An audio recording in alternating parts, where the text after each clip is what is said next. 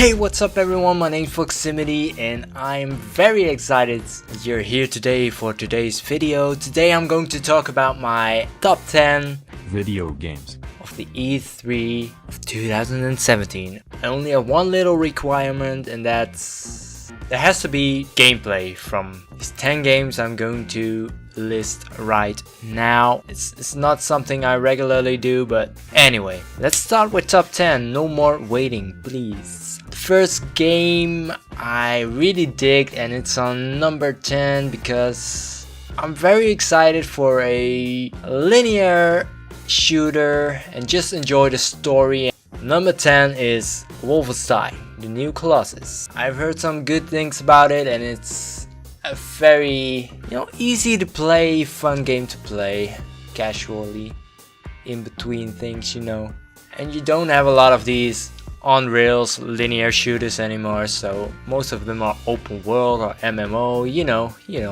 multiplayer only. So this is a fun change for now. I'm definitely looking forward to it.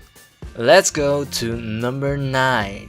This one is a little bit darker. It was a little bit more under the radar than some of the AAA titles in this list, but I still think it will be a pretty cool game. I mean, it's a little bit more underground.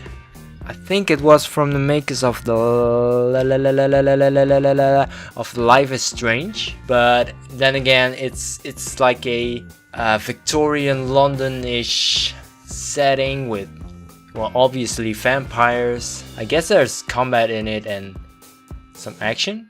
I'm not sure. We haven't seen a lot of game. There is gameplay, but we still have to learn a lot about this game, I think. Really would love to see what the action is all about. But I like the style, and that's why this game deserves a place in my top 10 list. Number 9, Vampire. Let's go to the next one. Number 8. Number 8 is The Last Night. I don't know if you remember this. This one got shown on Xbox conference. It's one of the indie games. One of the many indie games that got shown game after game. I really love this one, The Last Night, because it's one of those games that left a very great impression with its graphics. It's amazing bit graphics, but at the same time it's almost futuristic. It's a Blade Runner-esque game. It's 2D and it's also a bit 3D. There is a little bit of gameplay of it, and wow, it's just absolutely stunning to see. And the soundtrack will probably be great. It's always great in these kinds of games. The Last Night, number 8. That's great. Number 8, The Last Night. Number 7. Let's get to the Nintendo exclusives. My first, and who knows, maybe my last Nintendo game in this list. This game just takes me back, man, to the classic old school Kirby's. You can suck your enemies up and take over their powers, which is always one of the most fun gameplay elements ever, in my opinion, of course. And I just love Kirby. So kawaii, and graphics look great. I mean, all of the Nintendo games have great graphics, and this one reminds me a bit. The graphics remind me a bit of, well, Smash Bros, but in a good way. Apparently, you can have some Kirby buddies. You can turn enemies in buddies in this game. I'm not sure how that's going to work, but it looks cool for now. It looks old school as well. 2D gameplay. Awesome. I'm definitely going to think about buying a Nintendo Switch after this E3. So Nintendo did a good job this year at the E3. Normally they don't announce games that are far off in the future, like Metroid and the Pokemon RPG. And if there was gameplay or anything of those two games, they would definitely be in here. This top 10 will be Nintendo themed. Anyway, that's it for Kirby Switch. Let's go to number 6. Number 6 is Detroit Become Human. What can I say about this? It's just another, well, it's not just another thing. It's by the creators of Heavy Rain and Beyond Two Souls, and I really like those kind of games. I like to play them with other people. It's like watching a movie, an interactive movie, of course. making choices, and the choices look amazing again, the amount of choices in this game. I mean, Heavy Rain was really good in that way, different kind of endings and stuff. It looks amazing. I think the topic of AI and sort of AI revolution is always interesting in this, well, world where we are definitely researching the possibilities in AI. I think this will be an amazing story, and I'm definitely going to play it. I love these story type of games, and you might see it here on the channel as well. Yeah, then we come to number 5. Number 5, I guess a lot of people would expect it a lot higher, and I think my top 5 are all games that are just great anyway. They could all be number 1s as well. So I don't think you should pay too much attention to the rankings right now, but number 5 is Anthem.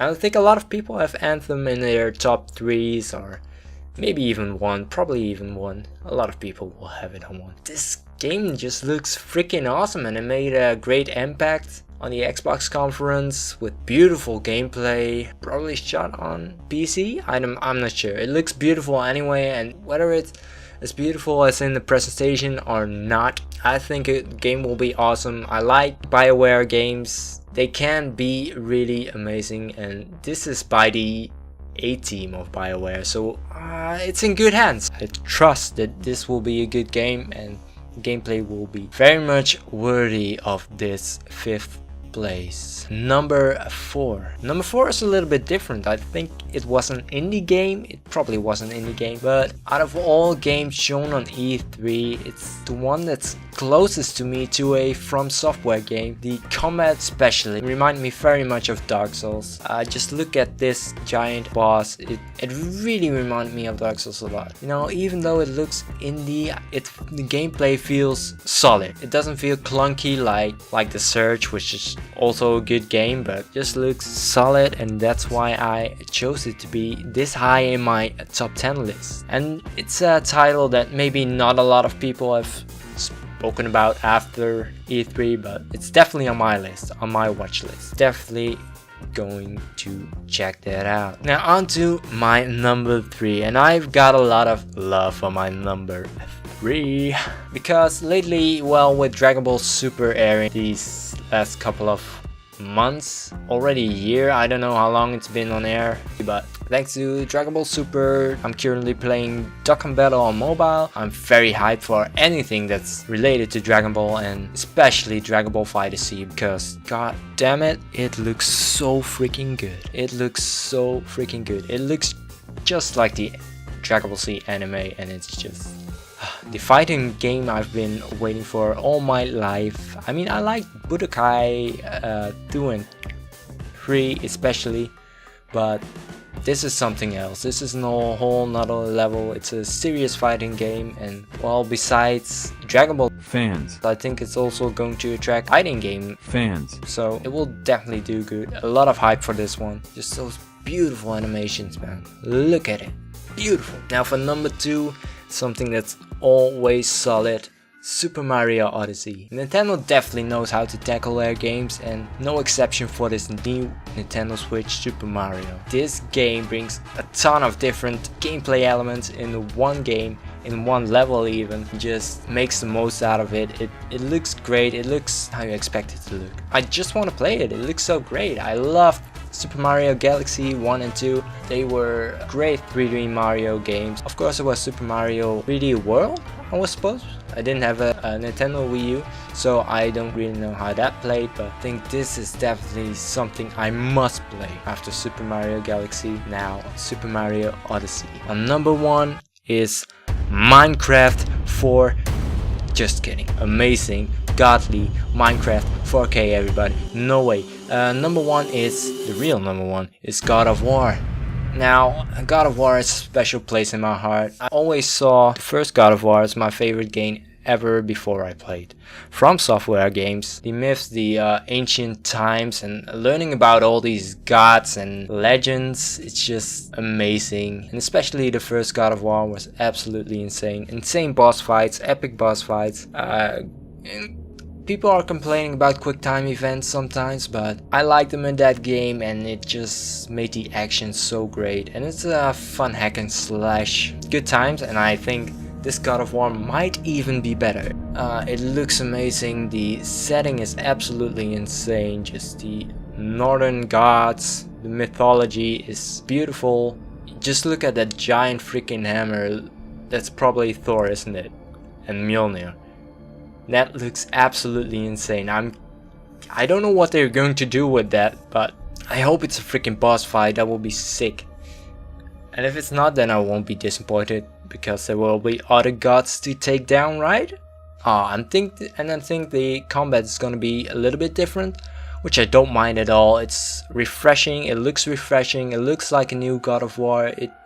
I'm glad there's no number behind it. It's absolutely insane. I want to play it right now, beginning in 2018. I don't want to wait. Give me that, please. Santa Monica Studio, give me that. It's beautiful. It's amazing. Okay, I'm good. Well, that was my last game of the list. I was worrying I couldn't come up with 10 games, but in the end there are too many games presented that were actually great. There's no need to be disappointed about this E3 when you look at all those great titles coming out soon, pretty freaking soon. Some honorable mentions: Days Gone, Metroid Prime, the new Pokemon RPG, of course, Beyond Good and Evil, you know what I mean. Of course, Ori and the Blind Forest, but I haven't played the first one yet, though. I don't think it's honest to put it in my list, but it's beautiful as well. And Far Cry and Assassin's Creed.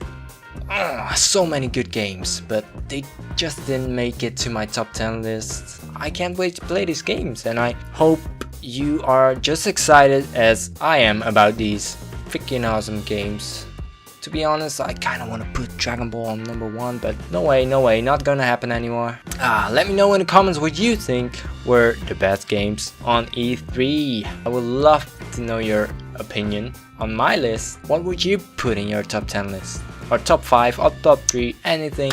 I would love to know such things. For now, this was mine, and thanks for showing interest, thanks for hanging out. I really appreciate it, guys. Thank you for watching, and I'll see you the next time.